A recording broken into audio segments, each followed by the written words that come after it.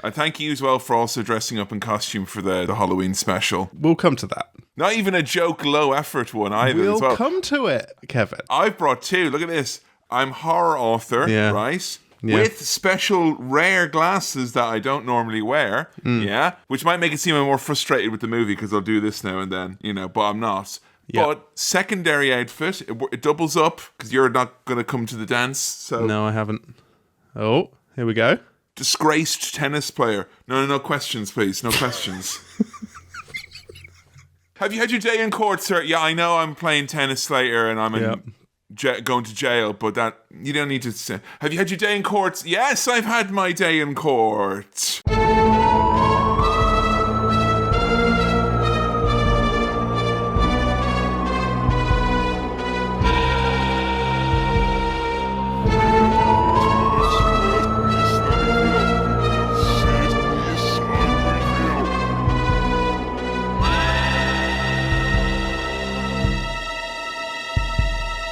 Spooky Swirl! Oh, boo! Aye! It's episode number 123, coming to you from the spooky old schoolyard round Hollywood, California. Yeah. I'm your favourite horror author, Kevin Mann, joined as always by Mr. Not Too Keen on Halloween himself. It's Mr. Sam Chaplin. Hello. Two things. One, what was the noise for one there? Oh, like you've just come in for a long day. I've been running from the ghouls. I thought what that was like, I'm safe from the treachery. You've joined me mid-chase, viewer. Okay. And then, boo, I thought it was I've just come home from a long shift and now there's ghosts. That's the last thing I need on my plate today. Oh, God. Well, here we are. Yes. First ever Spooky Swirl that has with it inbuilt extra spooky visuals for those of you who are watching the video version of our beautiful podcast. Yep. I have worn a nice outfit as well. We've done a cinema swill or different Halloween outfit for that as well. Yeah. Sam here can't seem to even muster a joke or kind of like not even like you don't even want to tell me that Halloween is naff. That's how unengaged you are with the season. So for listeners, Kevin's wearing a kind of horror author get-up here. He's got lovely, slightly different glasses. If you were to buy the Kevin Mahon action figure, this is like the real rare limited edition available at some sort of fucking Comic-Con variant that you would get. It's amazing. This one, ideally, I should be see-through. I should be like made of a perspex type of material. Yes. Maybe glow in the dark, actually, for the true collectors amongst you. Yes, but Kevin looks spectacular. I am dressed like Ricky Gervais is in his stand-up specials, which is a real shame. I've gone for a black t-shirt. Oh, it is an awful Halloween special, isn't it? It's the curse of voices Kevin, you could have done, fuck me. It's episode 123. When fuck becomes a suitable rhyme for two, then I am hanging up my rhyming hat. That's all I'm saying.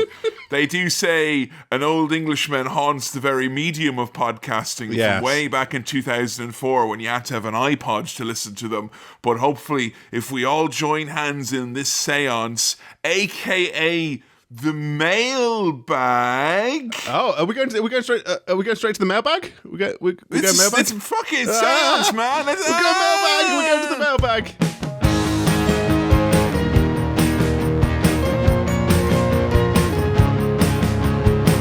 All right. Welcome. Boo. Welcome to the scary mailbag. We will talk about what film we're doing shortly, but welcome to the mailbag. We've got some lovely mail for you. Our first question here. We've got a question, and then we've got a lovely, I'm going to say, a written piece. We've got a question here. Whoa! What's my dad been up to, huh? He's been inspiring people.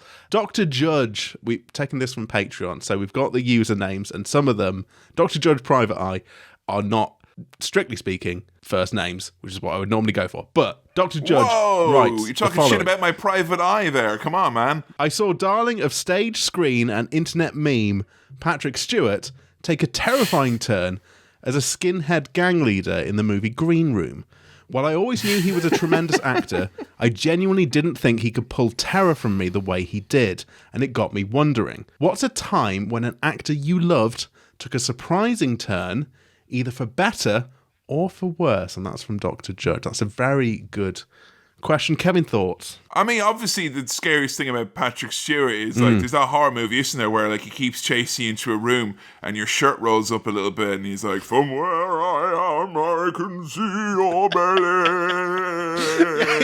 And it's, and he's all like, he becomes the walls, fuck off, you know, that stuff. I mean, my go-to, obviously, was back in the days when I bought a DVD player. And I was like, oh, I'm a very thoughtful 14-year-old. I'm going to gather my own collection of DVDs of let's call it what it is, film. So I would keep an eye out for anything with probably fonts that make it look like it's special, or, you know, good quotes on the box. So I got 1 Hour Photo with Robin Williams. That was going to be my go-to. He always gave me the fucking like, I never liked him, like, as a kid. Like, Mork and Mindy, I always thought it was some sort of a punishment. They put it on and be like, oh, I'm sorry. Like, it's like the Cat in the Hat. If you fucking misbehave, Mork's going to show up. And no! So him, like, that was one of those things where I'm like, oh, I had a lot of inbuilt untapped terror that had kind of swollen up within me. I was ready to be scared of him. I just didn't realize it. Yes. Didn't realize why I hated Aladdin so much as a kid. And then I saw 1 Hour Photo and I'm like, all that terror came out in one big gush. Genuinely a very good, terrifying, against type performance from Robin there. In a similar vein, I would say that John Goodman, who's again got that kind of childhood favourite goodwill going on for him, in 10 Cloverfield Lane, is a real menacing, a real piece of work, Sam. Real piece of work. John Badman. John Badman is what he is in that Awful film. man is what he was. So that was a great turn. I think, so over on Cinema Swirl, we've done Little Nicky, starring Adam Sandler.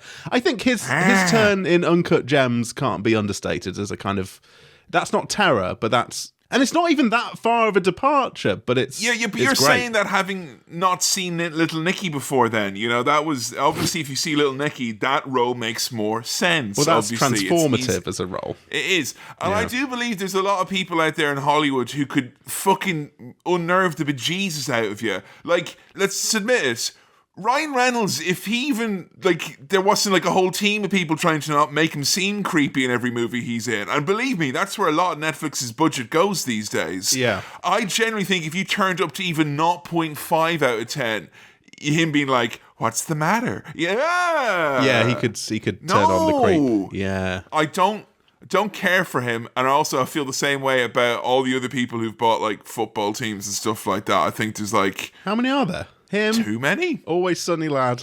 Someone else has bought one, haven't they? Someone. Yeah. They're all buying. You know what I say, Sam? Leave the soccer on the field. Yeah, you know, that's where it belongs, you know? I think the beautiful game belongs in England, not in Hollywood, California. That got weirdly nationalistic. Isn't it? Okay. Look. I once again apologise for my English co-host. I'm sorry. Thank you, Dr. Judge. That was a very good question. You put any English guy in a YouTube thumbnail off enough, he'll just become nationalistic, it seems. Yeah, I look good there on the screen with the time underneath me, and I'm going to tell it like it is. I'm doing some really angry, like, pointing, whoa. And then I just put, like, because I've woke underneath in a jaunty font, and we can, you know, we'll look, people react. They do, and I'm ready to react to what was tantalizingly teased beforehand, right. Which was a written piece, no less. So I think the scariest thing to do at Halloween is have just a nice, sincere email.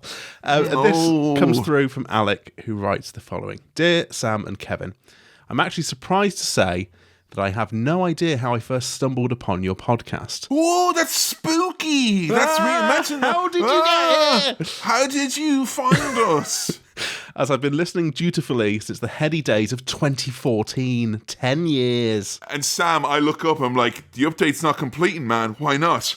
Stitcher's been offline for 4 years. So what have I been listening to? Oh, God. Alec writes, I was even the proud owner of some pages of your Star Wars Episode 6 notes, as well as a Cinema Swirl t-shirt with both your faces on it, about which I got many questions, being a 16-year-old in New Jersey at the time. Wow! Yeah, I know. God, that's something, man. I will say that I first became interested because I, like Sam, had not seen any films, and so what I liked to do was listen to the pre-swirl, watch the movie, and then listen to the post-swirl. This is how I continue to do it all these years later. Wow, that's immersive swirling right there, Sam. That's the way to do it. That's the commitment. Yeah. If there was no copyright on YouTube, I would just put the film in the middle of the episode. Would you, Sam, though? Because I remember Night of the Living Dead, and you had that opportunity. Yeah, and I blew it. You know, you did have the killer instinct. Right, okay. Sidebar, Alec, we'll get back to your lovely letter. Could I, on the Cinema Swirl YouTube page, upload Night of the Living Dead and be fine? Is that... Yes. I'm not going to. No, you could. Unless it was for a I'm pretty goof. sure. But I could. Yeah. Yeah. I saw someone had it uploaded on a calculator recently. It's either that or Doom, but either way, it's fine. Night of the Living Dead runs on anything. Alec writes, back in 2014, I also introduced the swirl to a dear friend of mine, whom you may or may not remember as Toby the Oil Spiller, from episode 15's Mailbag. That's a callback. The show has been the source of many in-jokes between us over the past decade, and that was one of the founding events of our friendship. I wanted to write to you because I thought you'd like to know that lately I've been listening to Cinema Swirl on my actual iPod Classic the way God intended. This is because I work in a secure facility wherein we are not allowed smartphones or signal transmitting devices of any kind. This podcast has helped me through many hours of mind-numbing data entry. Thank you for an incredible 10 years. Keep on swirling, Alec. That sounds like somewhere spooky, you know? Well, yeah, I'm sorry. So, at the end, it started to get spooky. It gets very spooky there. A secure facility for lost souls, no doubt. Let me tell you, there's another secure facility that was hell. Yeah. There's no smartphones there either. Or is there and we're already there? Oh, mate, in a way, you know, the actual doom is the doom scrolling that we all do on our pocket mobile devices, you know. I think social media is actually making us less social. I'm going to put that in a quote on the thumbnail. The reason I did the seance in the mailbag early is so you don't put down your fucking phones. Yeah. Happy Halloween. Happy Halloween. Happy mailbag. Thank you for your questions. If you've got questions, queries, comments, or other stuff, send them through to cinemaswirl@gmail.com. I'm sure you've got a question, Sam, which is... Yes. That's cinemaswirl@gmail.com. And what movie are we doing today? Well, I'll tell you. It's The Omen. It's The Omen.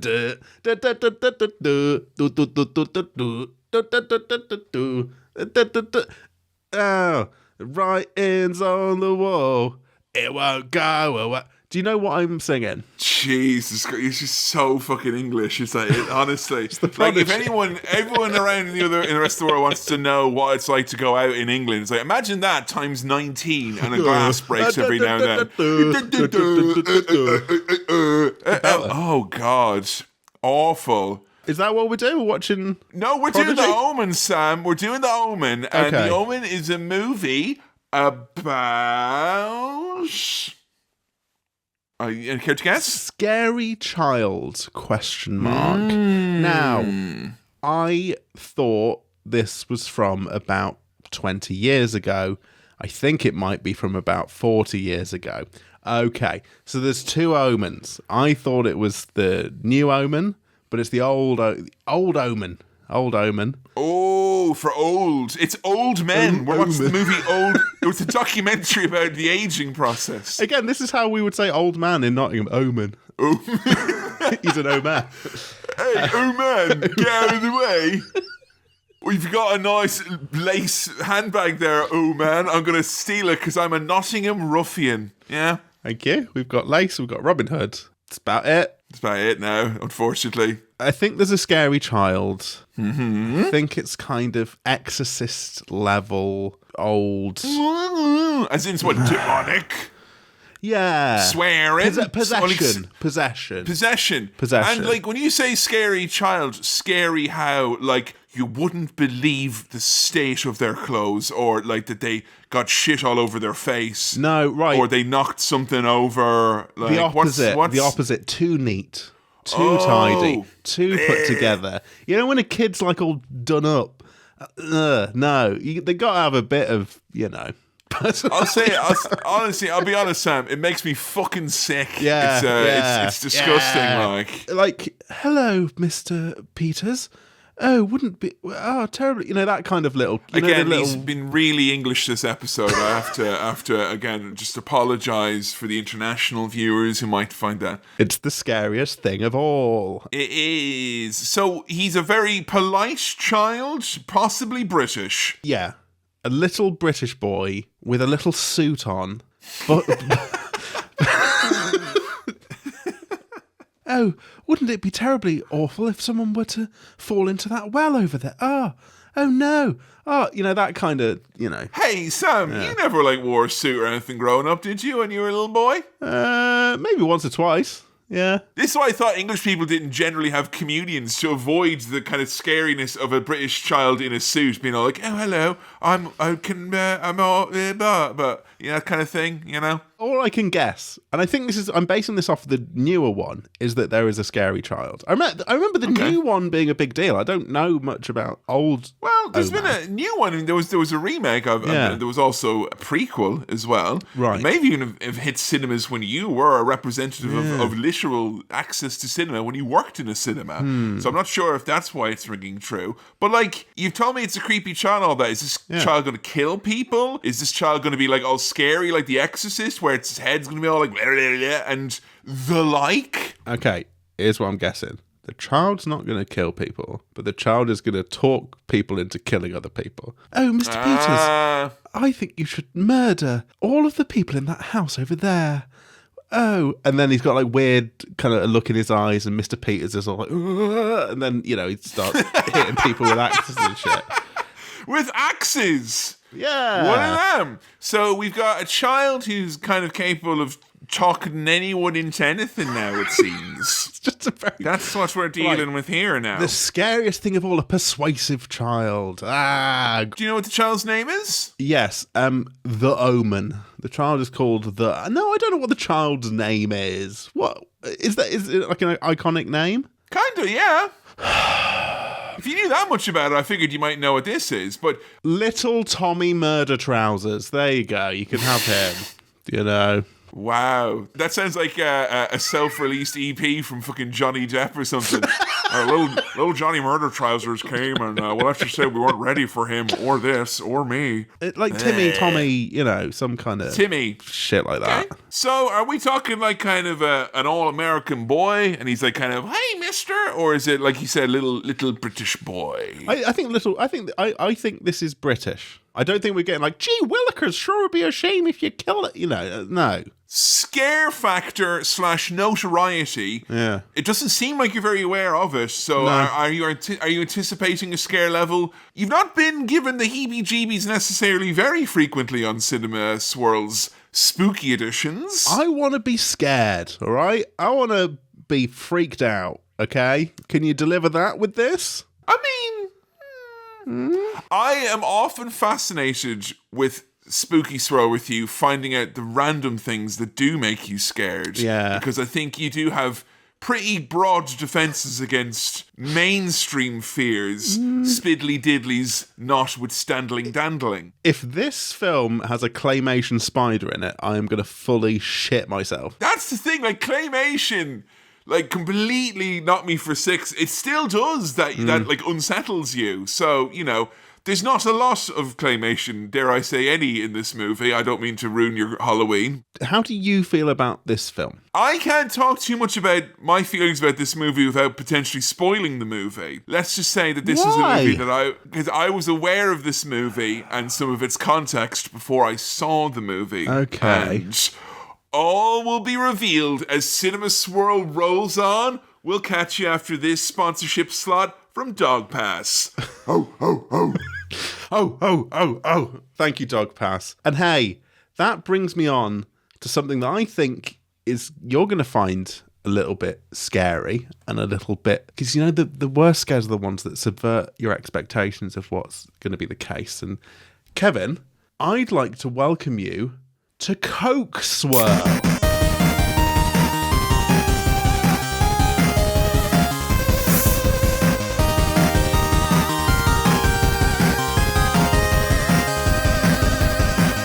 How does this happen? Like, firstly, like Pepsi, your drawers are down as a brand right now. Good Lord.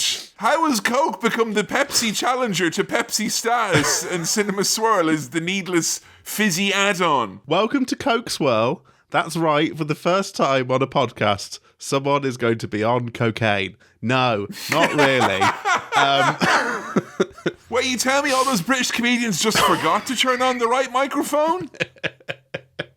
They were at home. I thought they could figure it out. Right, Kevin, I'm going to keep this brief. I'm going to cut to the chase, but I'm going to try a new Coke product that was simply too fascinating to refuse. I don't need to be locked into the brand of Pepsi. I need this is a cola product. I mean, it feels like Pepsi Swirl should feature Pepsi. And if you're wanting to branch out, I feel that this should be either Coke Swirl or all future versions of this need to be called Cola Swirl, and be done with it. So what I'm going to try today, Kevin, is I'm going to try the Coke Zero Oreo flavour drink there. Cool. And it's a collab with Oreo. For folks as well, because I feel a bit left out, I'm going to have, as you can see there's a very little bit of... Oh. There's a very little bit of tea. Even less. Okay. There's a very little bit left there now, and I'm going to have that. Okay, so I'm going to let Kevin review the little bit of tea. How many glugs would you give the little bit of tea, please? 3 glugs. It's cold. Kevin. Okay, so we're going to crack into the Oreo Coke here. Just going to get this. There we go. Now I am going to decant this into a little glass that I have prepared here. So he's already had a Pepsi as well, by the way, folks. Oh, there we go. So we're having he's already had a drink of Oreo Coke pouring into a glass. Do you ever have difficulty sleeping, as a matter of interest? Because it's like 6 p.m. on a Tuesday and you have got a lot going on now, caffeine-wise. Yes, but that's because of my crimes. I'm actually all right with sleeping at the moment, but I have a lot of, all these coffee. Look, I'm good. Right, Kevin, I'm going to drink the Coke. The biscuit Coke, all right? Okay. Biscuit Coke.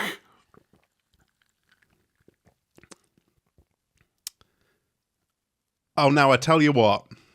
What's that then? Okay, so I went through a few different emotions there. One was, it just tastes like vanilla Coke. They've just fucking done it again. Did you go through pride? Because I always thought pride comes before the fall. Kevin, I'm not proud of myself. Clearly.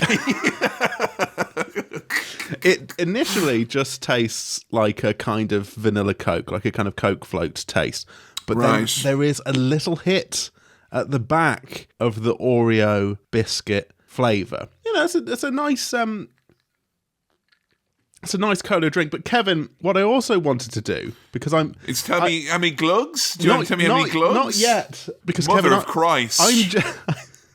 I'm jealous of all these tea drinkers who get to, do stuff with biscuits. So what I have here to go with my Oreo Coke, for fuck's sake, man, I'm not had dinner yet. I'm hungry. I'm sitting here watching you having your fucking treats. I've got some Oreo White Enrobed, and that's a name that should have taken another trip around the market. Sam, I'll save you the time. They're delicious. Obviously they are. Okay, but that's not what's happening. Obviously they are. Right? Because I've got a lovely thing of Oreo Coke here, and I've got a lovely Oreo, and it would make sense for, just to kind of combine the two, like all the tea drinkers do when they have their tea and they dip a biscuit in it. And I feel like as a cold drinks guy, I've missed out.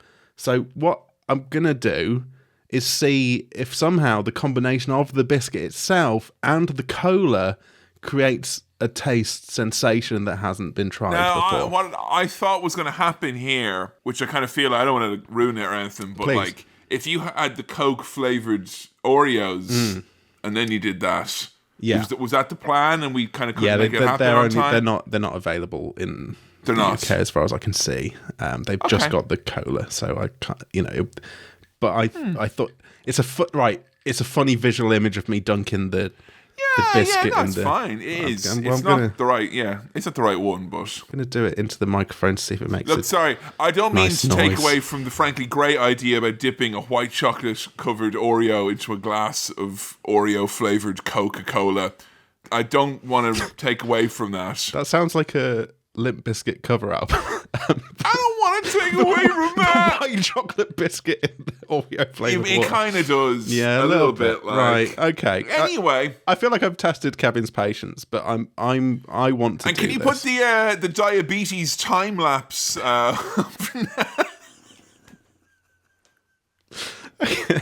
Okay. Look. I'm gonna dunk this in here and then eat it. I know you are. So I know you are. Let's get a nice clean take of the noise of the biscuit going in. There we go. And I'm now gonna. Fizz and biscuit don't mix, man. Come on. Oh, I'll tell you what, Kevin. The white chocolate enrobing here has done a lot of protection. It's actually just given it a nice fucking swallow, man. Water. Like I know we're doing visual stuff, but you don't need to literally fuck over the people who are listening. Like swallow. I have swallowed. You know, you fucking made this full. Also, as well, you're reviewing 2 things now. Yeah. So I need 2 fucking reviews. Well, and you probably right, don't even remember okay. what it tastes like on its own. Now that I've removed a bit of the snow, I can edit this to take out the eating noise. Oh, thank you very much. Okay. Sam, please. Yes, right. So, for the combination of an Oreo and Oreo flavoured Coke, it's just wet. It's a wet biscuit that tastes a bit cold. For the drink itself... That's not a unique... The glug rating is the agreed upon empirical measure of cola-based products on this podcast. So I do feel it's somewhat necessary to, give your verbiage, but you got to get a glug rating in there before you're moving on. Glugs. 3.5 glugs. You heard it here first. You know, it's comma, Swirl. next bit. What's the other one? The biscuit thing. Yeah, that's a whole other thing. 3. The drink itself, 3.5. The dipping a biscuit in, 2, actually, because it's not... Texturally, It's an unpleasant experience. I shouldn't have done it. That's not what tea's like as well, by the way. I'll have you know. It is. You just dip in a fucking biscuit into a drink. It's not. I can do that. Carbon dioxide doesn't come into it as often as you'd think. Look, you've basically fucking cursed this episode 10 times over now at this rate. So we might as well, as we mean to go on into the darkness that is horror and upsetting imagery, let's go do a spooky swirl. Boo! This episode of Cinema Swirl is brought to you with the support of our backers over at patreon.com/Cinema Swirl. $5 OTP backers get instant access to every episode of our monthly exclusive bonus show, Cinema Swirl, where Kevin and I review bad movies. And this month, in fact, right now, we've reviewed Little Nicky, the Adam Sandler Son of Satan comedy. And if you want to hear what we think of that, and you want to listen to 66 more episodes of Cinema Swirl and a bunch of other bonus stuff, then patreon.com/Cinema Swirl is the place to go. All right, let's get swirling. And we're back. Sam, initial gut reaction to the Omen. Oh man, that was good, weird, scary. Fun. Yeah, Good, weird, scary. Good, weird, scary. Oh, GWS. Yes. Not that the Omen should be confused for my independent side project to direct completely with KSI's sidemen. Your sidemen are no match for my Omen, KSI. Yeah. Oh no, are you okay? I'm sick. Yeah, Kevin's sick. I'm tired, and together we're sick and tired of all of this. Yeah, but nonsense. Don't worry, folks. We've been keeping track with the month of scary cosplays from your old pal Captain Kevin here. Yes, individual for each recording visual session with Sam this month of Halloween, October. I have been dressing up, and I'm just the humble scaffolder today, Sam. That's what brought me to the dance, and that's, I've built a scaffold of sorts from my career as a scaffolder to get me to this point here. Sam, you've embraced, despite your not being too keen on Halloween, thus was the haunting nature of the Omen. So, listeners at home exclusively listening, I am wearing some Halloween gear. I've got a couple of... are these dealy boppers? Ghost dealy boppers, I think? Dealy bopper is it's a very, very Protestant sounding word. A dealy bopper. Dealy boppers. Headband with ghosts on it,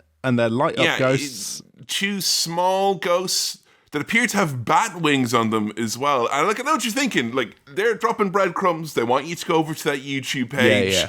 Sam in cosplay, Kevin visually sick so much that I can't just kind of pretend I've got a Susan Sarandon thing going on. I'll just visually look, What's the Susan Sarandon thing? And the lower, a little bit more of that, I'm just worried as well. Sam points out that the yellow of my t-shirt and the puce of the world-famous Cinema Swirl official bottle might make me look a little bit more jaundice and unwell than I might otherwise hear. But it's fine. It's not like we didn't watch the movie and we're not ready to have a fun chat about it. And it's not like I didn't even forget either what I teased you in the pre-swirl. I said there was a relationship that I had with this movie and the character in the movie. Yeah. I think I should address early doors. Okay, I've got something I need to address early doors, though. Please. Well, your doors are earlier, so by all means. Thank you. This novelty dealy bopper situation, I've realised, was made very clearly for a child's head. Yeah, it looks like it's kind of clasping on you. What I have is a big adult head, and that's not a nice combination of words, but I've got a big... No, they're neither dealy nor boppering there. They're turgid, for lack of a better term. It looks like they've kind of struck fluid in your cranium and it's shot up like they're digging for oil. So I think what I might do is I might just pop off camera for a second and remove these, because I've made the gesture, and so that's... Oh, that's it. It's a hot tag out. They're coming off, but hold on. There, for the thumbnail I've done a little... For the thumbnail, very good. Yeah, that's fine. So I'm just very good, yeah. Pop these off, and then we can kind of back on with business as planned, and... There we are. The raise! The raise! Not only is he all in, he's somehow raised again. Listeners, I've put on other dealy boppers. These are pumpkin ones as well. And don't let the doomers and the gloomers get you down. It's still perfectly possible to get access to tat wherever you are in the world. It's very possible. These bop a bit more. They're a bit more boppy. Oh, they are. They are. They don't have batteries in, but they are still small. So I'm through with the boppers. He's done with that as well. I've embraced Halloween there. So you show us your true form. Yes. Sam Chaplin smiling politely. The scariest thing of all. It is very scary. Scary boy in this movie, Damien. Yes. That was the name I was trying to tease from you if you'd heard of Damien before. So Damien was not familiar as a name to you. Well, it's familiar as a name in that I've known some Damiens or heard of some Damiens, but I think it kind of clicked once I realised, oh, right, Damien, which is a kind of satanic name. Do you remember Damien in South Park? No. Ah, okay. Well, look, I'll explain to you the relationship. Please.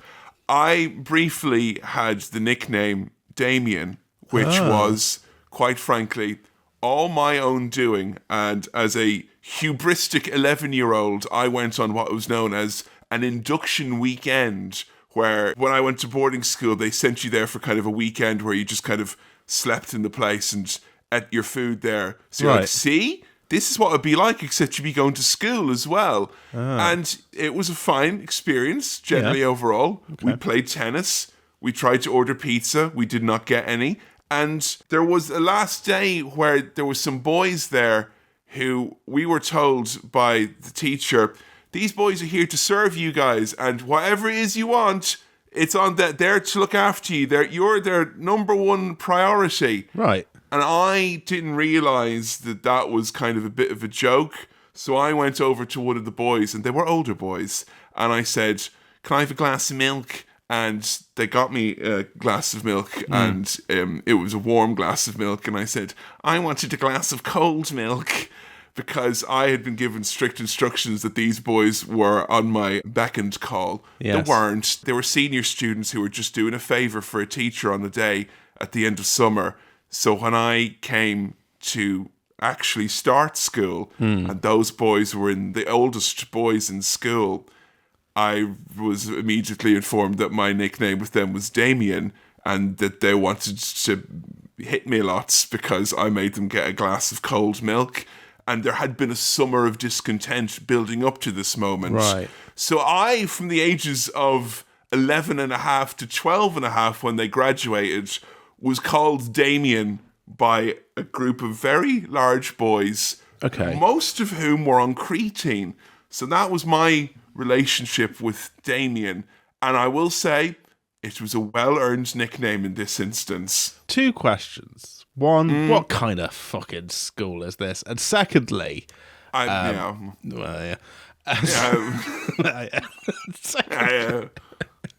Secondly, I don't understand why the name. I don't get it. Son of Satan! For asking for milk. Because I was very young and I was somewhat annoying and problematic in that I wanted to Therefore, child of Satan. It was a Catholic school. Yeah, okay, It was going to go there eventually, you know. But look, I just thought, just in case any chanting happens, I'm all grown up now. Not the son of Satan. I'm the son of a poet. Yeah, whatever, Damien. Right, so... go drink your warm milk, Damien. This has taken a nasty turn, and that's a real shame. And I think the real child of Satan in this case is me. I've shown my true colours there, and my true colours are puce. And you know what, Sam? I'll show my true colours as well. And I'll say I was too quick to judge dipping Oreos enrobed in white chocolate in a fizzy glass of cola. Because last night when I was sick, I did think, ooh, I'd have that. Did you really? Yeah, but I didn't have any. No, but you thought you didn't have any in the house, Look, I'm trying to say, in a moment of fever and frenzy, I was able to relate to you for the briefest of windows. Okay, take it or leave it. Yeah. Okay. Happy Halloween, everyone. Happy Halloween, everyone. Okay, right. The Omen, the music at the start, and the little logo and the font, very cool, very nice. I like it. Score gold. England. Big goals. Big goals. Big goals, England. Some of these fucking goals these lads have been scoring this season, they're barely goals. I want big fucking ones, right? I want one fucking blast a hole in the back of the net. Yeah. Row behind you's dead. Let's go. Fucking soccer, Big man. fucking goals. Bring it back. Big goals. The whole Damien thing made sense when it said, introducing little boy as Damien. I was like, oh, Damien, right, that's the thing. The film, so far, in the early stages, looks great. That bit where we open in Rome at like 6 a.m. on the street. Beautiful. Well shot. Love it. Looks amazing. I've got a soft spot for the mid-1970s for many reasons. Mostly because how things are shot back then. Fabuloso. But I do like that this is kind of the peak of, I don't know, people navel gazing and being like, oh shit, our own dusty old religion is actually really full of scary stuff.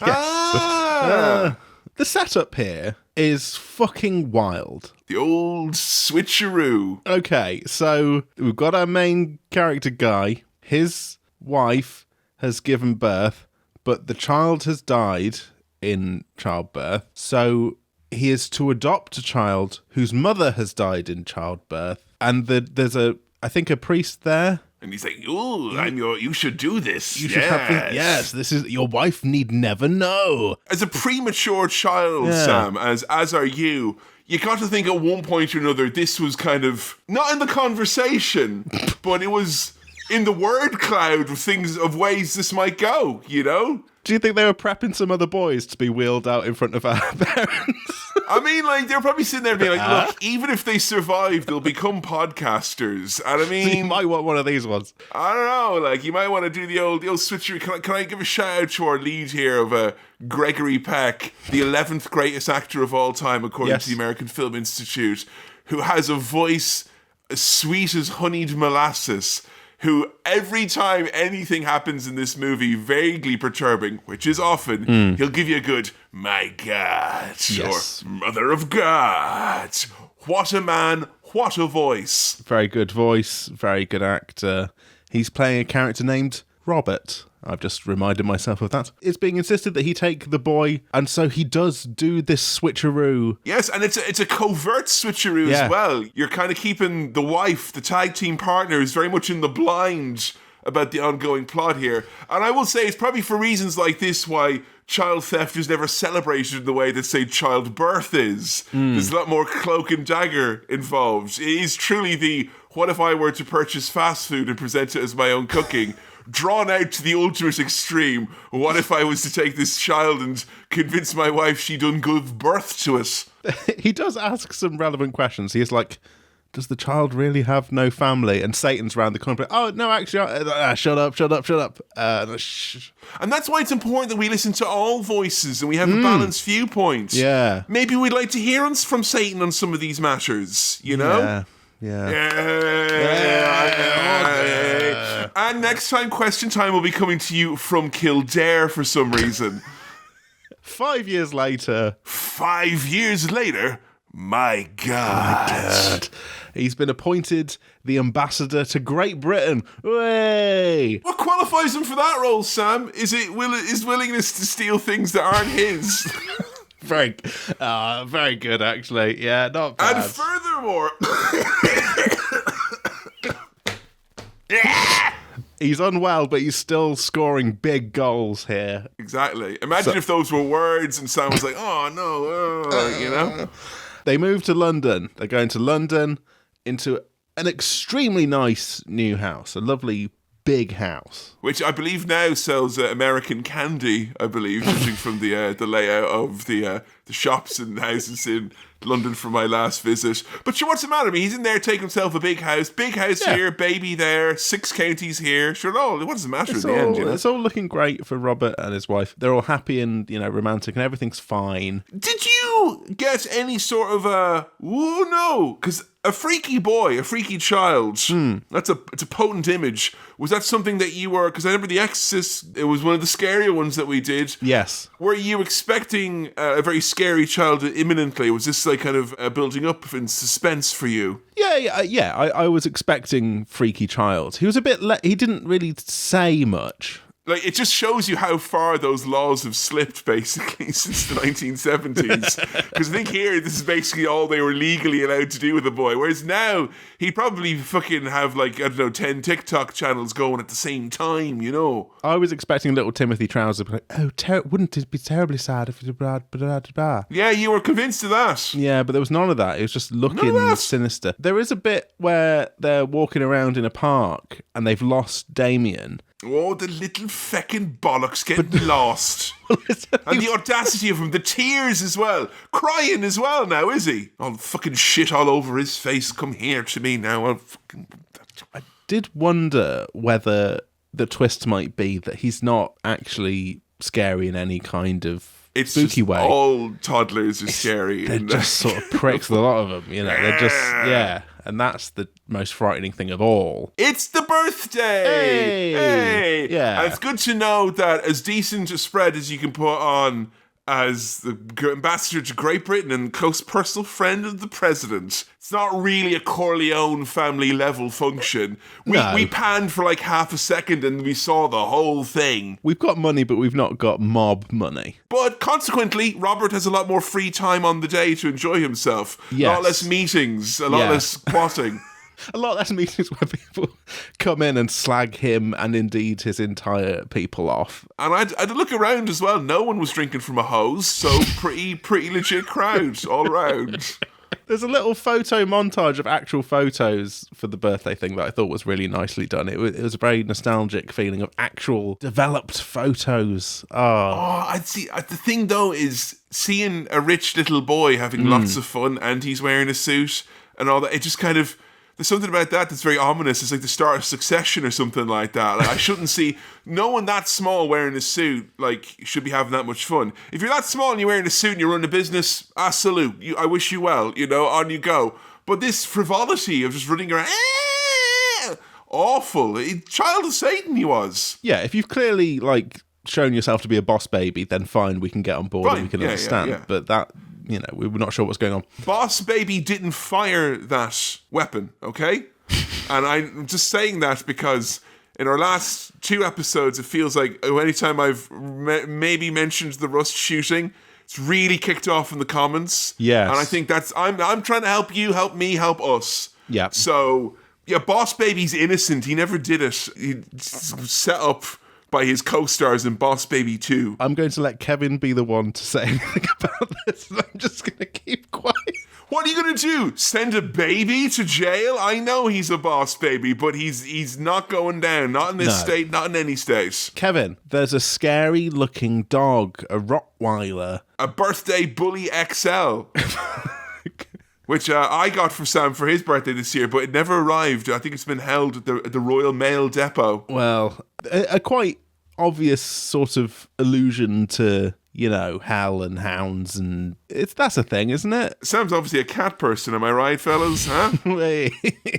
Like, for me, you could, show a parakeet. I find them annoying and be like, yeah, hell and just despair and all that. No, but there is a thing of, big scary dogs of hell, right? That sounds like a Channel 5 documentary. It does. It really does, Philip Schofield's back on top, and he is here with the expose of all exposés about the big bully XL scandal. Scary dogs, cowboy builders, Philip Schofield. So, at this party, right, Damien's taken off to be looked after by the nanny. There's a nice nanny, and everything's fine until the nanny. Well, busyness be damned, Sam. She's a little tied up. She's on the roof. She's on the roof and says, "Look at me, Damien. I love you. It's all for you." And then jumps off the roof with a noose around her neck and hangs herself. And Damien's there with the hand out being like, where's the present? He's all for you. Then applies multiples, many things. Is it Lego? What's going on here? This is where you need to have a child like I was in this situation. Because by the time she's up on the roof, I'm already telling. By the time she's got the cord around her, the parents are already on it, and the nanny and me are both going to be punished accordingly. Yes. One for causing a fuss, the other one for causing a scene. Post-nanny... post... Right, we're on YouTube now. Post-nanny horrible incident, because you can't mention the thing. Wow, so was my cruel jibe actually quite helpful? Yeah. Overall, excellent. Great stuff. Damien sees the scary dog and just gives it a little wave. Hey up, mate. A little boy and a big dog. Yes. What a deadly duo they make. I will tell you now, I was getting very, very wary that the gutter press, the British press, fucking press, taking their pictures. Yeah. Oh, look, a woman's committed suicide. Yeah. Sizzling nanny, sizzlingly tied up, provocative. Bears all, spills out of window. Yeah. She matched her cord with a full face of makeup and glamorous high heels. A little get the look section. The press are hounding they're hounding the ambassador about this incident, and he's kind of brushing it off. And then this kind of priest fella, are these all priests? There's a bunch of priests. Yes, this is an Irish priest though, Father Brennan. Now, Father Brennan essentially heads up to Robert and is like, "Look, your son is the son of the devil. He must accept God. he will kill again, and is kind of quickly rustled out by security. He's taken away before he can kind of spill who the mother is. What a tease, though, because for me growing up, I knew there was two types of Irish priests. You got to get either a boring priest or a scary priest. Yes. And just look at the draw. I got a boring one, like kind of hoping I'd get a scary priest, one who'd be telling me about hell and all that. Priest before him was one of the drunk priests. He used to fall asleep during communion, and I was like, I'd have taken that. That's scary in a way. A new nanny shows up. Mrs. Baylock. Yes. And they're all like, look, Damien's very shy with new people. And she's like, well, no, he won't be with me. Yeah, because she's the original super nanny. You do not make your nanny jump out a window. That is not acceptable. It's not acceptable behaviour. And she's like... Neither of them hired this new nanny, so they're a bit like, oh. I know it's pre-9/11, but kind of lax, isn't it? Like, wander into the ambassador's house. Yeah, I work with your most vulnerable member of your household. They're mine now. Okay, yeah, all right, fine. She does say to Damien, have no fear, little one. I am here to protect thee. And I think whenever anyone says thee, it's either annoying, old, or scary. Sorry, Sam, I will tell you, you'd hate Mass. Lots of thee. Loads of thee, unto thee, upon thee, for thee, thee. Apologies to Megan the Stallion. She's the exception to this rule, because I think that's fine. That's fine, is it? It's all right. It's an exception. You're allowed to have one. Accept Christ, drink his blood. No, worse than Pepsi Swirl somehow.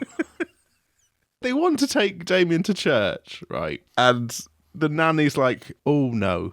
I think he's... Man, I'd fucking kill for that. Nanny, I'm speaking on your behalf. You don't have to go to Mass. Like, she doesn't put up a massive fight here. She's not... But she is trying to protect him from church. Church exposure, you can't have too much. I mean, I saw what happened here with Damien as I came up to the church, and I thought, should have tried that. Never tried a full code red nuclear meltdown like he did.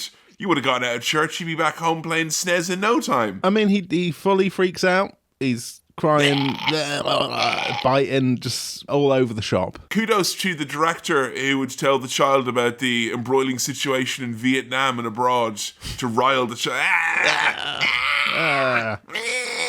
So look, the clues are coming in thick and fast here. He's repelled. Something's not right about this boy.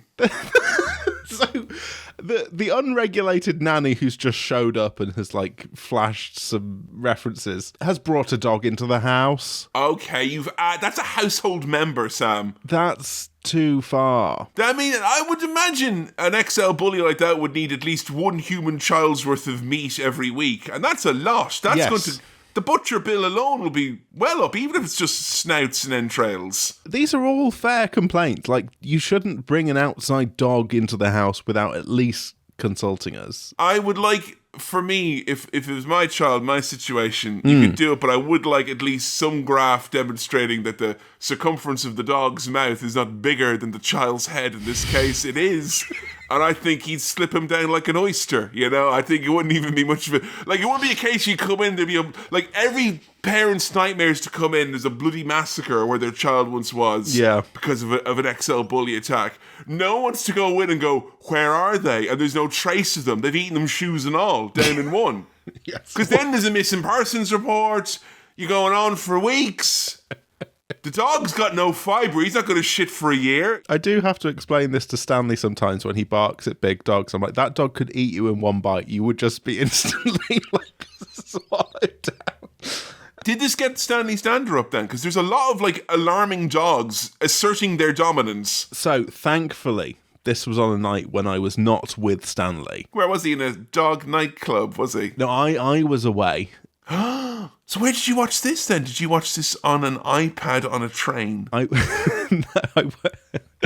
watched this at my mum and dad's house while they were away, and it was like cold and there was no one in the house. And that's a good spooky app. The childhood home. Yes. Parents are away and alone. Oh, Sam, can you come and check on the house? I was like, yeah, I'll watch a horror film on my own while I'm there. What a good idea. Wow. Yeah, so no Stanley, so no dander, but he would have been fucking barking the house down. He'd have hated this. That probably would have taken you out of the movie, though. In fairness, the dog would have he would have been giving it he would have given it 90 at this, you know? Yeah, I've just remembered that you said dog mouth circumference, which is a really funny image to me. It's like trying to Auto chapters. Come on, Spotify. You know what to do, baby. Oh shit, no. The people at Dog Pass specifically told me to avoid talking about children being eaten, especially in one go. Damn it. No, coming soon to Dog Pass, you can immediately identify the dog mouth circumference of the dogs that you pass. So you can know whether, if you know your child's circumference, whether it's safe to pass. Thanks to Dog Pass for sponsoring this segment. Thank you. Thanks to Dog Pass again, just really all around. Thanks a lot, guys. You know, and we'll work with you to lobby the government to overturn that needless legislation. What I will say about this film is that it kind of very nicely jumps from scene to scene. Like, we're not hanging around too long to get bored here. We've got like set pieces. Yeah, you know? The nanny's hanged herself off the roof. Damien's how peculiar. Screaming outside the church. The nanny's brought a dog into the house, and now Damien's at the zoo with his mum. It's a safari park, and I don't know why. Yes. I feel this is important. They are in England. He's the ambassador to the UK. Okay. So everything so far as I'm concerned, could reasonably be explained by it's just a fussy child and a lady who happens to buy a dog. Especially that I think that all the animals going crazy in the safari park, they're in Sheffield. They shouldn't be there. They're baboons. Yes. What are you doing there? It's the 70s. You don't know what you're doing. You don't know what you're doing at all. I mentioned before that Damien doesn't say much, but what he does is very British. When he gets an ice cream, he goes, "Thank you." He does like a proper British. Thank you. Oh no, the Antichrist is British. So in the safari park, all the giraffes run away from him. Oh, that's when he was going too far, I think, because like a giraffe is one of those animals, like the humble pheasant, my favorite bird, that loses a great deal of self-respect when it has to run anywhere. Yeah. Like if you ever see a giraffe or a pheasant, as I said, running away, it's like watching a scarf get caught in the wind. They just kind of go and it's undignified. It's not becoming of their status and stature. Kevin, can I ask you a question that will absolutely date this episode massively? Please. How do you think Moodang would react to Damien, the child of Satan? He's already been eaten. If you think the child is not safe, then come on. You think Moodang and these lads here? Come on. He'd go through him like chewing gum. Would very much say, "No, you're not meant to." You know the way a dog will like eat like a rubber ball or whatever. It's like, "No, you're not meant to." Yeah. You know, and it'll do anyway. Like with Moodang, they'd be like, "Oh no, you're not meant to." It'd pop right down, like, you know. Moodang does look tasty. Is that all right for me to say? Not actually as a... No, because he has that kind of like slimy glaze. You know, like if there's like a fruit tart and has that kind of jelly on top. It's the pork pie effect all over again, Sam. So, no, personally, I wouldn't eat that endangered animal. That baby endangered animal who's beloved by everyone, who are in for one hell of a rude awakening when they witness the power of hippopotamus puberty. Oh, and what a band they were. Yeah, and you thought your brother, yes, you at home, you thought your brother got kicked in the arse by puberty. Wait till you see this overexposed hippopotamus get the business. In the safari park as well, the monkeys freak out and climb on the car. Again, they're baboons. They're baboons, yeah. And look, mate, seriously, it's not funny. They only do that when they see the son of Satan, so we shouldn't be laughing. That's not... Yeah, so if you at home, if you've ever had like a baboon go like, and be like horrible to you, do you know why? You may have... In the way that we're all like related to Napoleon, technically. Yeah, you know? we're all sort of... We all got a bit of the devil in us. Yeah. Well, as we found out in our Little Nicky episode, that's not bad and also quite marketable. Yes. Head over to patreon.com/cinema as well to listen to that Release the awesome. Fucking hell.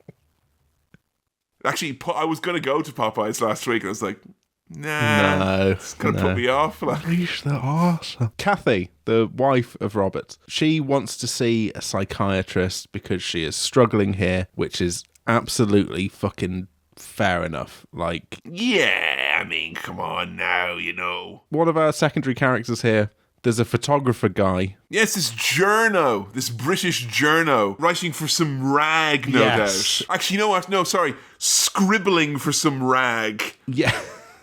Yes, he's scribbling for a rag. He's taking photos, and when he's developing his pictures in the dark room, imagine that, a dark room, he keeps seeing like lines and sort of weird things going on in the pictures. Strange, perhaps satanic machinations are at play. We do get our first bit of chat about the Book of Revelations at this point, which this movie was credited with kind of more, like, making it more known, mainstream, or a wider appeal. Like, hey, you know, there's a whole book about the apocalypse that's got all this fucking... You thought the Similarian was fucking weird. This thing's full of crazy shit. Like, it's the type of thing where a religion teacher, like, oh no, don't read there. It's all like weird and interesting and abstract and whatnot. Stay away from that. Yeah. Very much the last book of the Bible, if you know what I'm saying, you know? And you would hear about the beast with 1,000 backs and satanic numbers. 666, the number of the beast, hell and fire. Ladies and gentlemen, Iron Maiden. We'll get you off now. We'll get you off. Iron Maiden, everyone. Iron Maiden, yeah. Considering Kevin's poorly, I'm impressed that you went for that voice and you pulled it off. I'm going to regret that in the morning. Sure, but, you know, it's good content. You know what it is, Sam? Podcasting's the cure to the illness I had. Yeah. I'm going to do an interview podcast thing. Say more? I mean, I just kind of realised as I was doing it, I was reaching for things I didn't think were possible. You know, like no one said that, you know, when I was doing a bit of a cough this morning. I coughed like 6 times this morning. And they said, you wouldn't be doing an ad hoc Iron Maiden impersonation because you don't even know all the lyrics to the song, but I did it anyway because I felt, you know, growth mindset. Sure, yeah. Can you say more on that? Yeah, but Donald Trump, what's he up to then, eh? Yeah. And thanks once again to Dog Pass Thank you for the sponsorship. The sort of mad priest has met with Robert in a park and is just like, look, mate. Expo, dump, she's pregnant. Again! No, right. Your wife's pregnant. Damien's going to kill all of you. You've got to kill him or stop him. Because he's going to kill anyone that will come between him and the family fortune, you see. And he also mentions, there is a man who can help you find the way to kill this child. Yes. Called Bugenhagen. And Gregory Peck's like, Bugenhagen, mother of God. My God.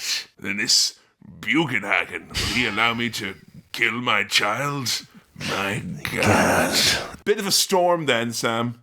A bit. Gosh, this is some real stormy weather. So much so, it gets so windy that the father is killed by a lightning rod. The father is the priest now, just so you know as well. Sorry, you know, that is such an unreligious upbringing you had. The father said, fucking hell. Right. Not the dad... Or the father, the priest guy gets killed. It's a very cool death. It's a fucking... That's how I'd want to go. Because it goes through him, but props him up, so he dies standing up.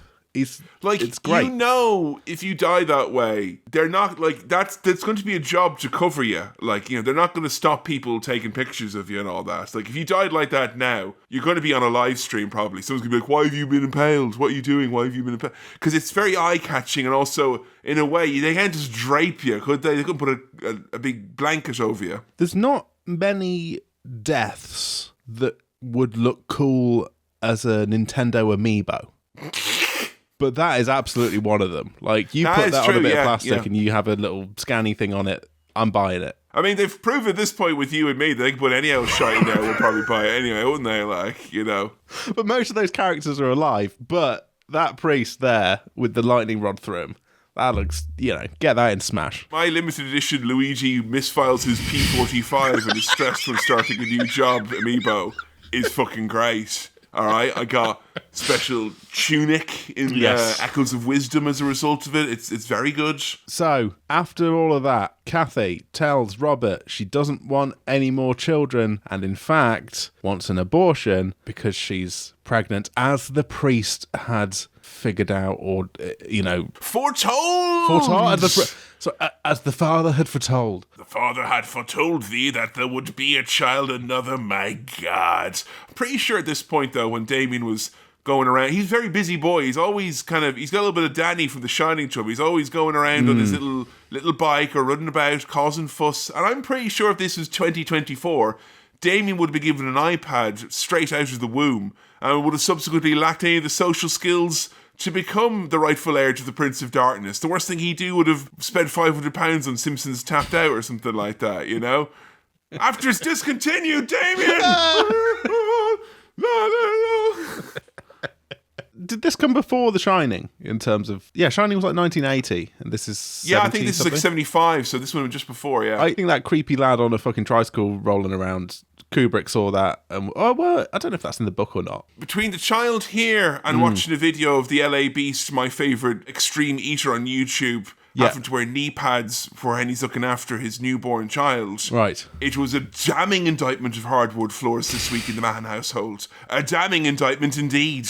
The guy's wearing knee pads. Yeah, dad pads. Dad pads. Because he's basically, because you're fucking gardening basically then. Like, if you get down on your hands and knees and there ain't carpet there, good luck. My dad had like a weird sort of, an outside mat, like outside cushion for gardening. I've used one of them before. Yeah? They're nice. Yeah. You can lean on them like this as well.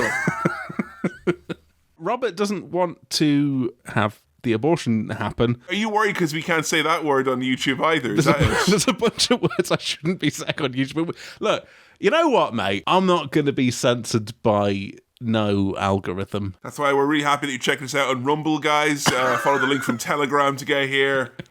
We will no longer be chained by the constraints of mainstream media. He doesn't want that because it was foretold that the pregnancy would be terminated. So he's trying to fight against the premonition prediction, what has been foretold. He's trying to go against it. I have to say, there's a lot of men out there who kind of like, the good old days, when men were the head of the household and they had lots more responsibilities and yada yada. They had this great place in society. Look, all I'm saying is this, right? It's hard enough to get your own doctor's appointment and keep on top of your own affairs. If you had to go and do your wife or your partner's doctor's appointments as well, fuck off. Yeah. So he has to go there and basically have her doctor's appointment for her. And then he's probably have to go back and tell her everything as well. Like, Jesus, look at an inefficient system. How did the NHS cope in the 70s? And they're all smoking. So he doesn't want to do this, but Damien's got a different idea in that he essentially tricycles into his mum while she's precariously adjusting flowers and cleaning things on a balcony. She falls. This is how I get into bed every night, in slow motion, going... with Latin music playing in the background. It's a good fall. Hell of a bump. The fall does cause her to lose the child. The doctor is an absolute fucking twat. Jesus Christ. Sam, he's a piece of work. He's a real piece of work. He says, you've got a lot to be grateful for. She's still alive, and with proper care, she can still have to... I'm like... He's like, why are you being so weird and sad?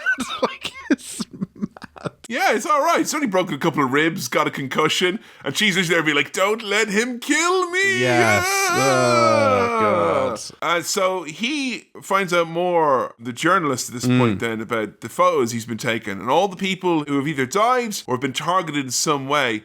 Those marks that we alluded to earlier have been like kind of showing basically, and there's evidence that they're next, so to say. Yes. So there's also the 666 birthmark.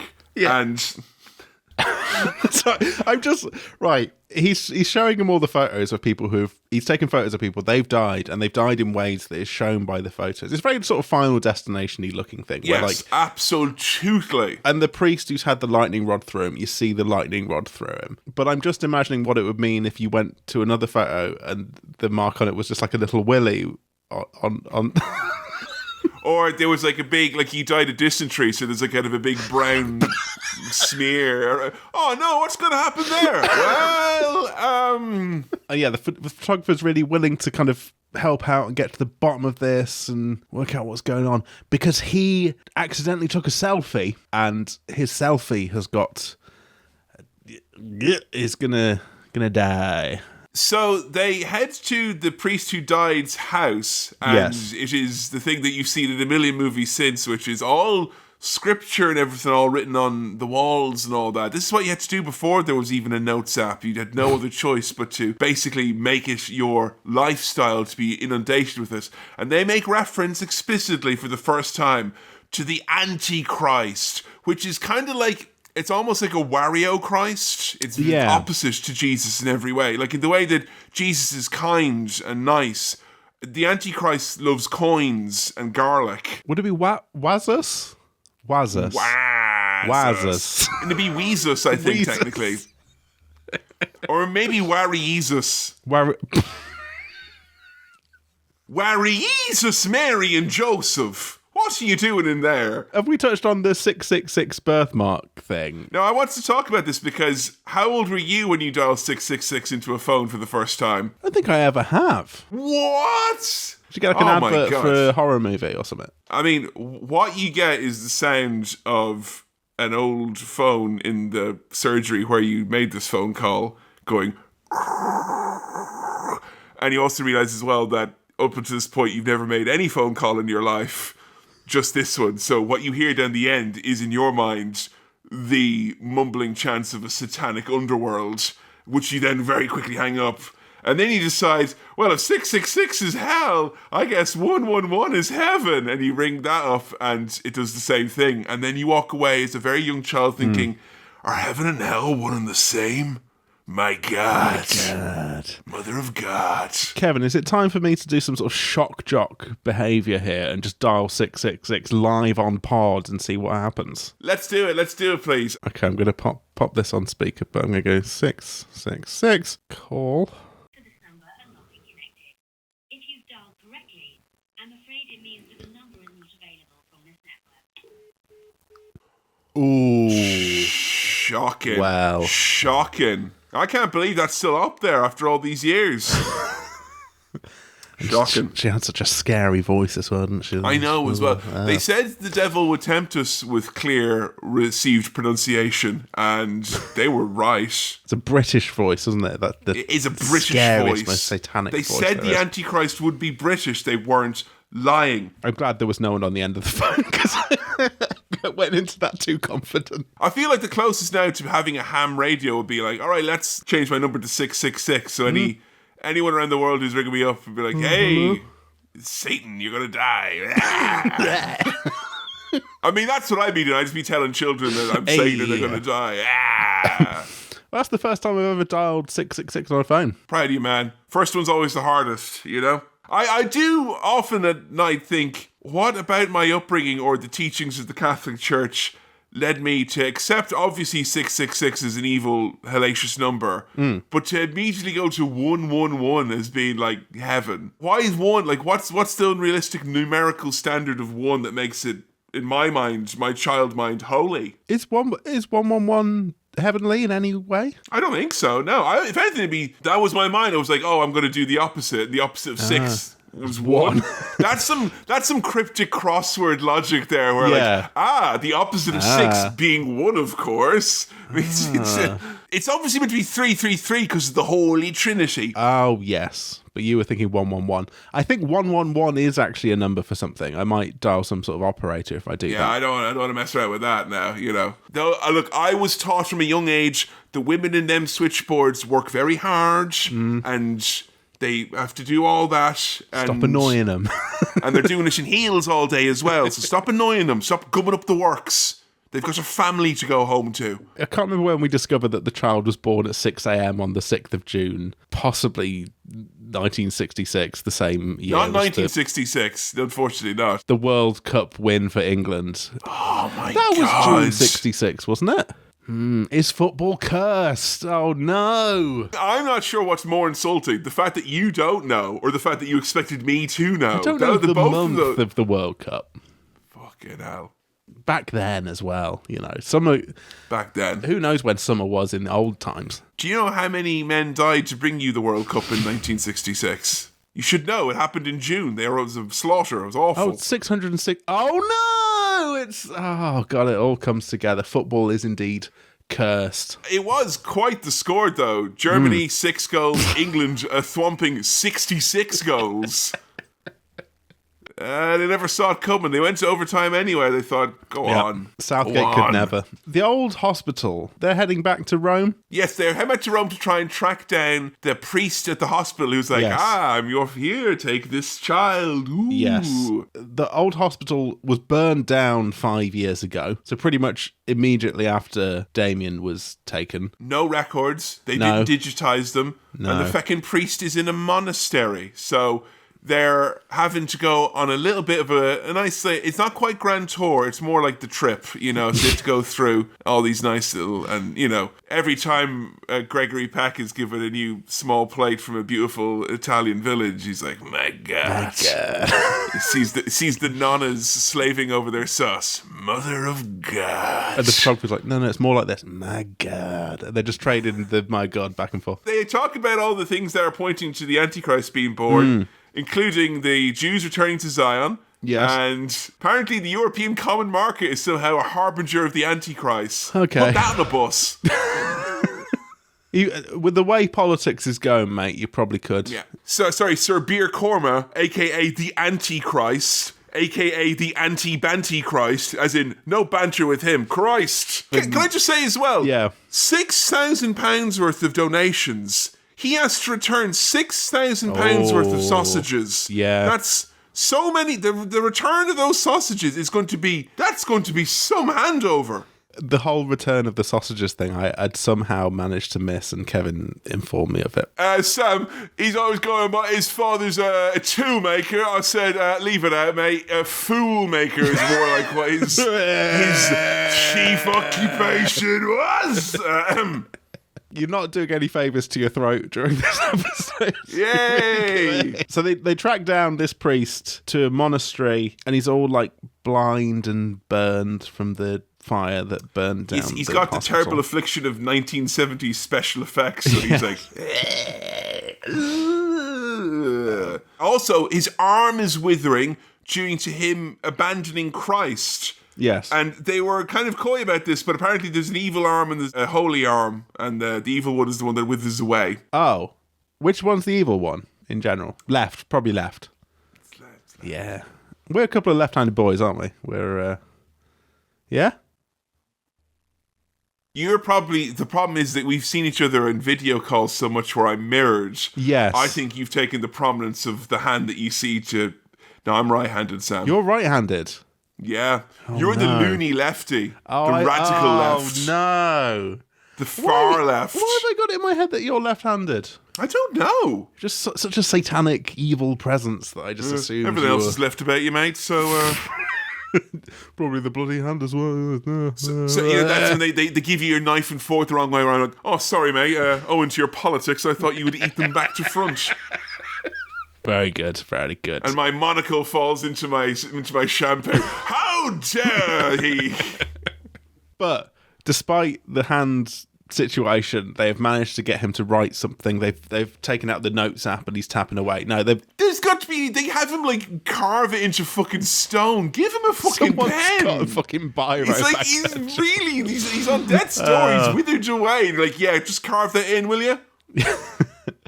Into the pumice. It's the name of an old cemetery. Chervis. My God. The old cemetery. God, we'll need to get Google Maps out for this. But they didn't have it. They have real maps. They did. They had old, real maps.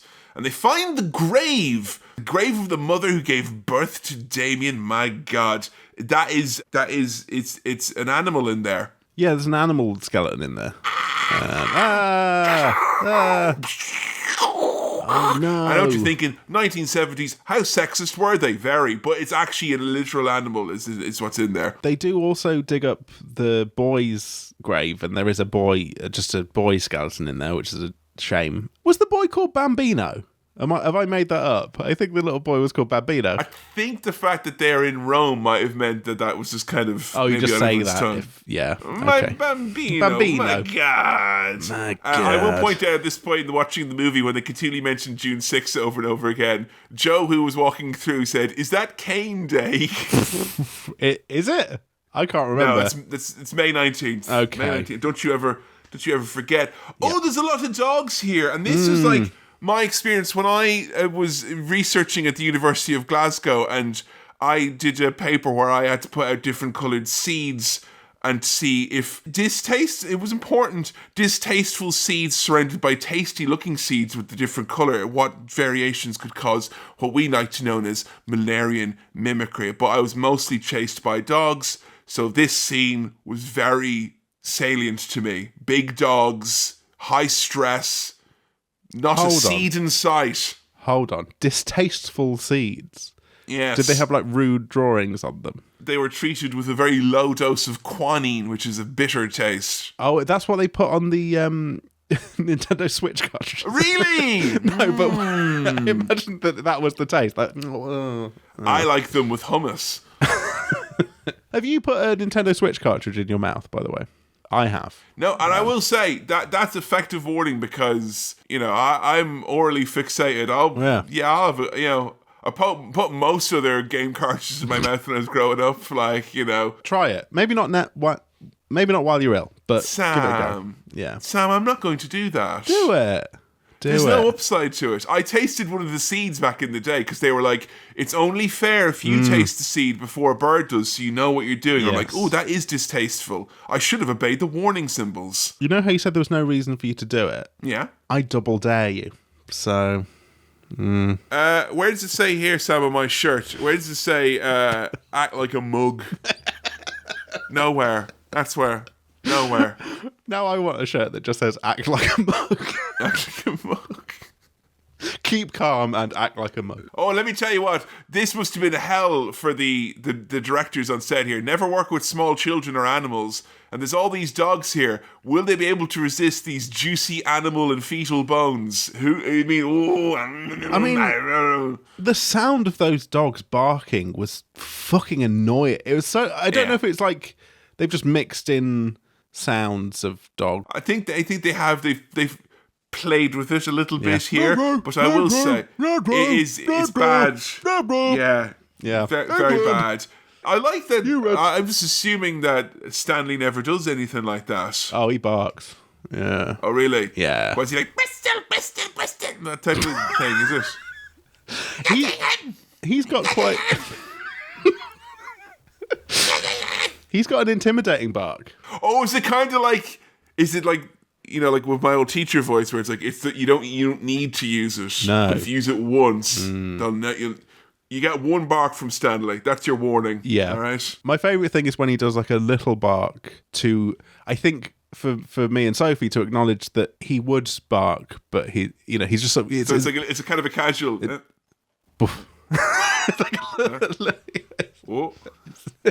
He's basically doing what?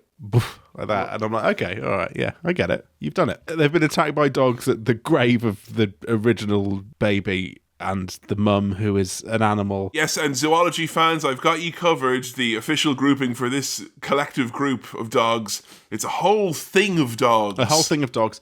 Robert calls Kathy at the hospital and is like, look, you need to get out of London. Tell me about it, mate. My God, Kathy. My God. When the oligarchs get there, they'll price us out. The only way we'll be staying in that house is if we take a long-term Airbnb booking, my God. But as that's happening, Mrs. Baylock is here with some dear sinister music. In fairness, though, Sam, if it's happened in a few episodes of Super Nanny, if you just don't listen to them, she will just... Out you go. Yeah. You should have read the contract with True TV before you signed on.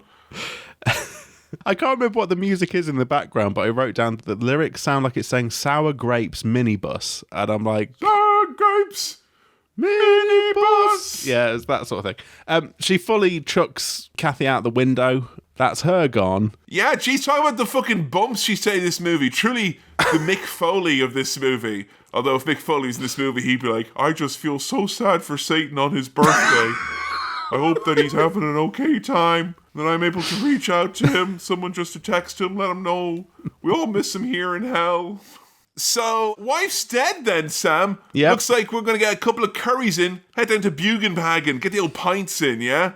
Hey, get 2 curries, come on. 2 curries, 7 knives to kill the child. I think it's 7 nans. I was like, whoa, hold on a minute there, cowboy. 2 curries. Hang on a second. That's the maddest sort. I'll have 2 curries and 7 breads. No. What we want is rice and chicken and chips. That's the holy trinity. That's what we want. Bugenhagen, look, you gotta kill your kid with these 7 special... What's a name? Yeah, What's a good name. Yeah. And played by Leo McKern, who's my favourite number 2 from hit series The Prisoner. Oh. And he has got a proper madness to him. I feel like actors like that aren't made anymore, i.e. actors who look like they've spent their entire professional career with some degree of gout. Yeah. Great stuff. Robert doesn't want to kill his kids with 7 knives, even though it's technically not his kid, and that kid has killed multiple people. It's specific, though. Yeah. The kill requirements, as it were.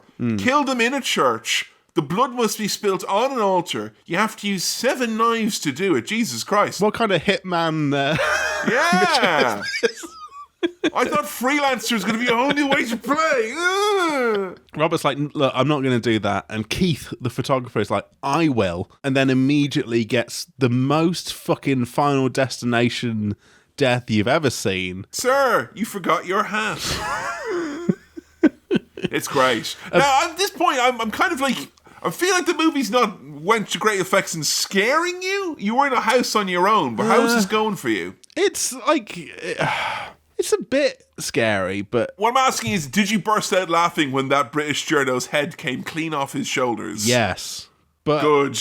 That's not necessarily a knock on the quality of the film. That just because it's making me laugh and I'm having a hoot with it doesn't mean it's not a good horror film. Sometimes that's what you want. You want something. So you want a pane of glass on the back of a fucking pickup truck or something to roll down a hill, stop, and slice someone's head off. Nice, it's good clean stuff. kill. Yeah. You know? Lovely bit And of I think business. as well, then, in terms of the funeral arrangements, closed casket, but the head's out. You might as well, like, feature it. Put it on an end table, plinth, that type of a thing, you know? Yeah. Is that one for your funeral list? Should you get decapitated? I don't want you to, but if... No, because I feel like there's going to be a lot of millennials at my funeral, and I don't want them to be all like, oh, like, art attack, and, like, you know... Oh, yeah. I think I'm like the head and art attack. I think that might be undignified. Yeah. As soon as it said plinth, I thought that as well. Yeah. As soon as it said plinth, Yeah. I thought that, All you right. know. And in fairness, most of the haircuts I've seen from the funeral directors round the way lean towards a Roman-esque vibe, which I think would only add to that, you know? Yes. Have I told you about how scared I was of the head on Art Attack as a child? Why were you scared of the head, Sam? What was it about you didn't like? Was it the fact that he had such articulation? Fucking moving a... yeah, He'd be the worst podcast co-host, wouldn't he? Speak into the fucking mic! I thought because you've no arms you'd be good at this, but Jesus! He can't do the one fist away trick because he's not got hands to tell him how far away from the microphone to be. Ironically, I knocked the microphone while doing that, so that's not good practice, is it? And like, in your more fearful moments as a child, did you kind of like envision the head getting you, for lack of a better term? I hid behind the sofa, I'm told, when the head came What? on screen. What would that in your mind have been like? Like, if he got you, because I'm kind of thinking, it's a head, you know? I'll take my chances. Right, so that's when things get otherworldly and cerebral and scary, is when the idea of a disembodied head getting you, the thing that freaks you out is you can't even really imagine what that is like. I see. Yeah, I So think. it is, again, probably a little bit of the claymation effect there, because I know the head isn't a claymation thing, but he's kind of clayetic. Claymation adjacent is what that head is. I think that's you know. the official term for it, yes. Yeah. Freak me out. I don't want that. Don't want that at a funeral. No, thank you. No, the head from Art Attack. Neil Buchanan, however, he can show up. I got on my YouTube recommended feed old episodes of Art Attack, and aside from the stuff with the head, very chill. It's got a kind of ASMR vibe to it. Just Look at this guy here. He doesn't know how to keep himself safe. Oh, I won't invite The Undertaker, but Paul Bear is allowed to come. Like, fucking idiot. You're going to get spooked, my friend.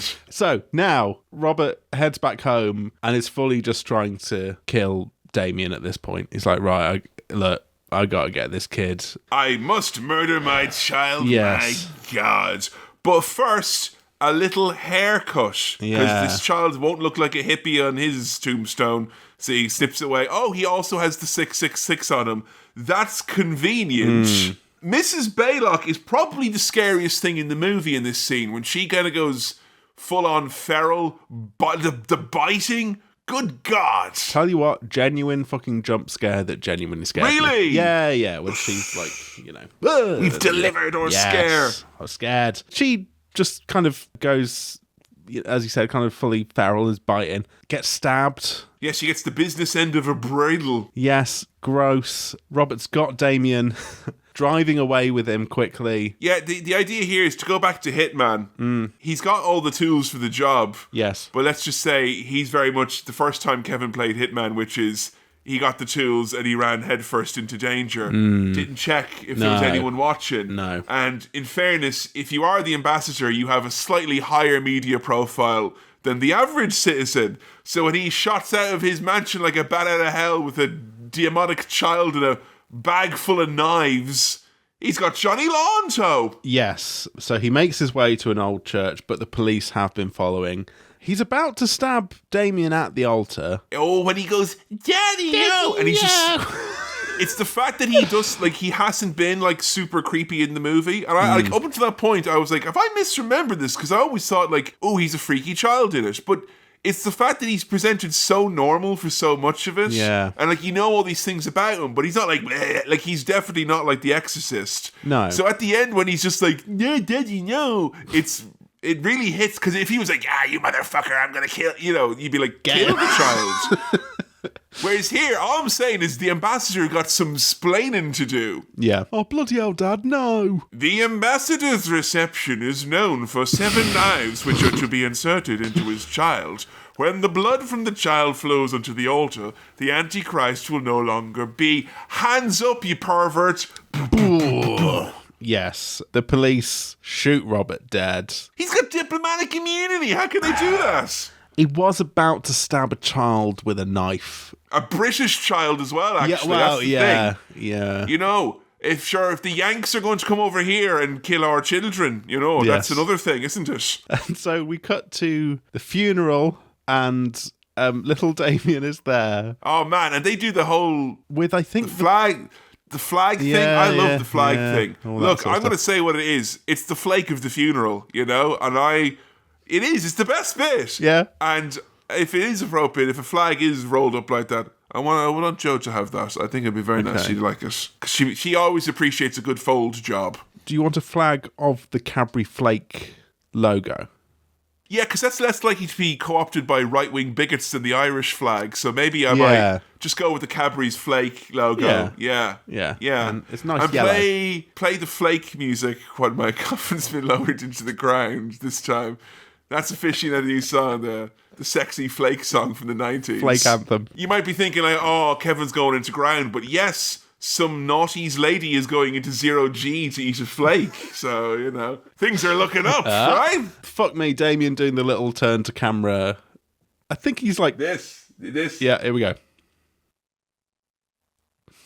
It's quite a slow little smile from him, isn't it? And so, Sam, Yes. I need to know, The Omen. like, where were you at the end of this movie? Were you freaked? Did it build sustained dread? Because it felt like you had a lot going for you with the ambience of where you were watching it. But how does it work as a horror movie versus just a movie? I think good film. Looks very good. Music's very good. Some of the performances are very good. There are real freaky bits in it. There are some quite silly bits in it.